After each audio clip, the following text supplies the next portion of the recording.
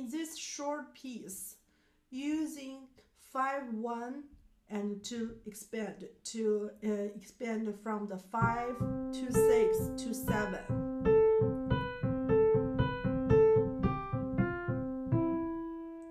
So look at my hand gesture.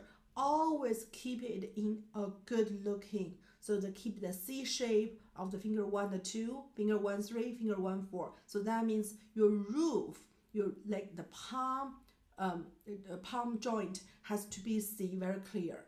So play with a good hand gesture. So prepare your hand gesture before you start.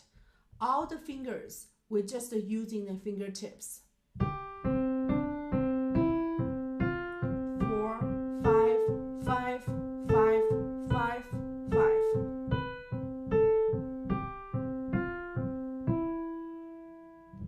There has a bunch of the repeated C.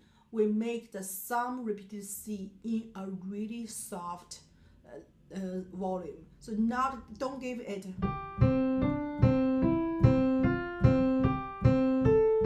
So that's a bad example. Just play.